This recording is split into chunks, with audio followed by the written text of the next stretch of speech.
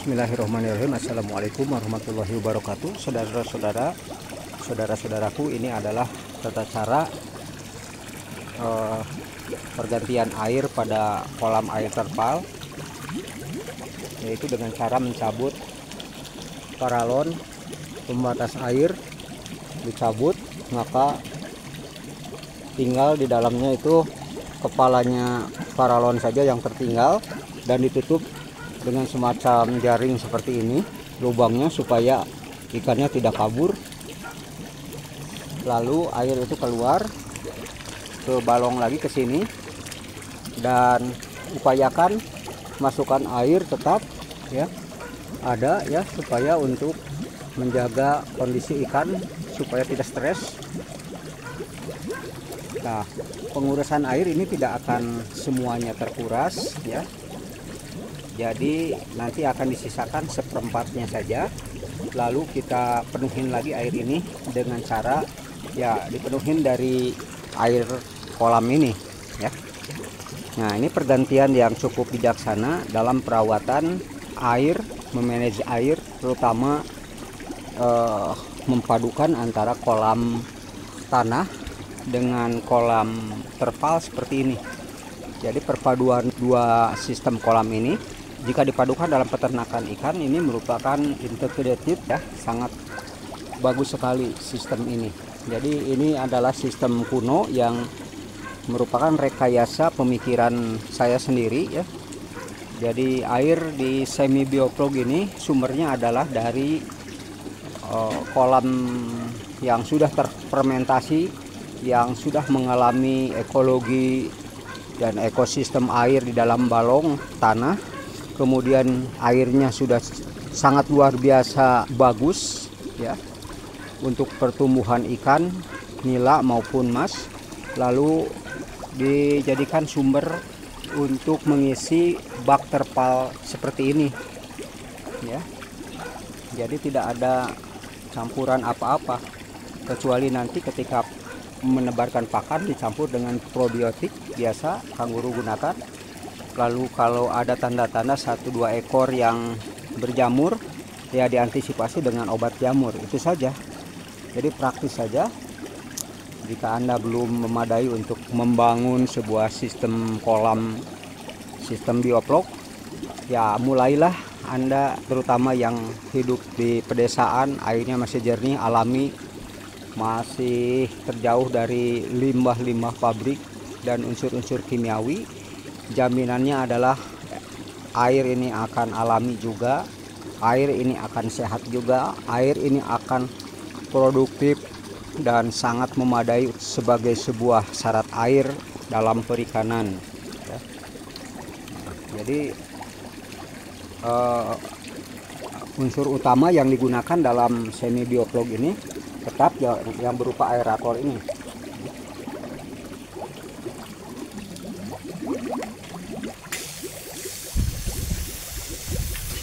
Ini aerator yang biasa digunakan di akuarium ya. Ketika dicelupkan ini menjadi tambahan oksigen untuk ikan, sehingga oksigen yang terlarut dalam air memadai. Lalu pH air juga tidak pernah kanguru kontrol dengan alat, tapi bisa dilihat secara kasat mata dari fisik air, sifat biologis airnya ya, tentu akan berpengaruh terhadap sifat kimiawi airnya. Jadi kalau secara sifat fisik air, biologis airnya ini masih bagus ya, itu artinya bagus ditandai dengan tidak adanya ikan-ikan yang mati, ini artinya bagus ya. Itu aja patokannya. Jadi tidak perlu ada alat, tidak perlu penerapan teori terlalu menjelimet ya. Jadi kita belajar dari eksperimen, experience, dan di expert ya. Dari eksperimen, percobaan, lalu menjadi experience, pengalaman, dan menjadi expert ya, menjadi tenaga ahli dalam bidang perikanan ya. Jadi ilmu yang sangat mudah dalam peternakan perikanan, artinya ilmu itu bisa didapat secara learning by doing, trial and error ya. Coba-coba, learning by doing, belajar sambil mengerjakan, nanti kita peroleh satu pengalaman yang memadai ya. Itulah modal utama menjadi seorang peternak maupun pembudidaya ikan nila dan mas ini ya. Nah, ini kelihatan airnya sudah semakin surut ya. Nah, ini tuh air yang keluar itu begitu jernih, nggak ada kotoran-kotorannya kan. Jadi kalau demikian kelihatan jernih seperti ini satu tanda bahwa kotoran yang ada di dalam bak ini adalah kotoran-kotoran probiotik, kotoran-kotoran yang mengandung unsur hara dan pakan alami untuk ikan yang ada di kolam ini. Jadi ketika mereka dikasih makan, makanan itu dilahap lalu dikeluarkan, di output lagi melalui kotorannya terfermentasi di dalam kolam ikan melalui campuran probiotik ya. Utama kanguru menggunakan kandungan yogurt ya. Nah, itu sangat bagus untuk memfermentasi sifat air, sifat kimiawi, sifat fisika, dan sifat biologis air yang terdapat di kolam ini. Akhirnya ikan-ikan bisa mencari pakan alami di sini. Semakin lama semakin banyak semacam alga, lumut, atau zat-zat renik lainnya yang bisa dimanfaatkan oleh ikan ketika dia tidak dikasih pakan ya. Nanti kita lihat hasil akhirnya. Ikan-ikan yang ada di kolam ini sudah sebesar apa nih? Sudah disimpan, dipelihara di bak ini sekitar 2 minggu yang lalu. Airnya sudah mulai surut. Terlihat ikan-ikannya. Ini adalah peliharaan yang hasil panen dari balong utama. Nah, ada ikan nila, ikan mas campur ya. Alhamdulillah tidak ada yang mati ya, bisa Anda saksikan semuanya. Jadi dengan menggunakan air balong, insya Allah bisa dimanfaatkan sebagai ya pengembang biakan ikan di kolam terpal model seperti ini ya. Kanguru bikin masih sangat sederhana, mengirit biaya ya. Nanti kalau usaha sudah jalan, baru kita akan bikin lagi yang lebih bagus lagi alat-alatnya ya.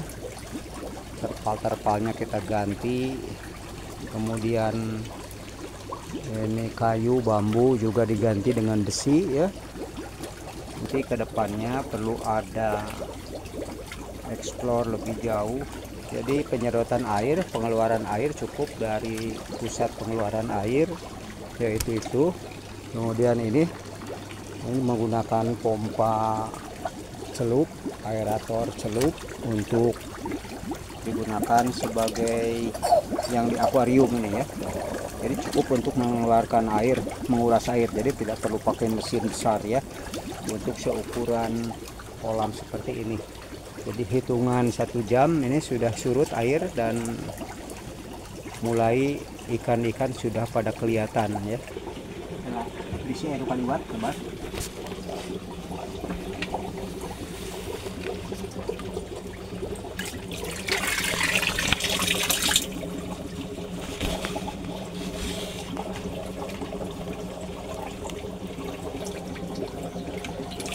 Wah, ini mah bule ya mah.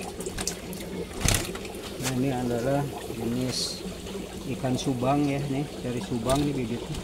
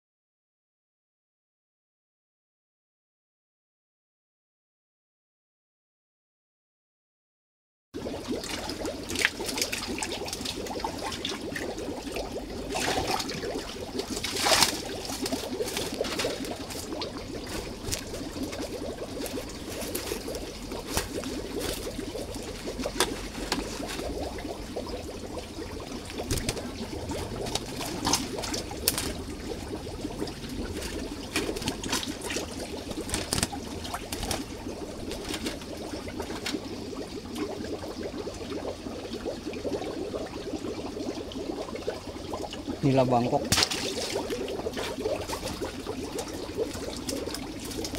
Serehat ya Mas Nogi.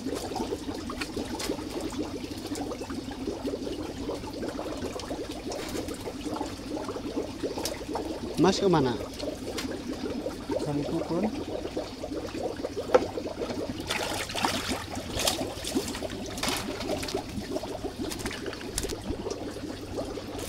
Nah, ini nilainya ganteng sekali nih.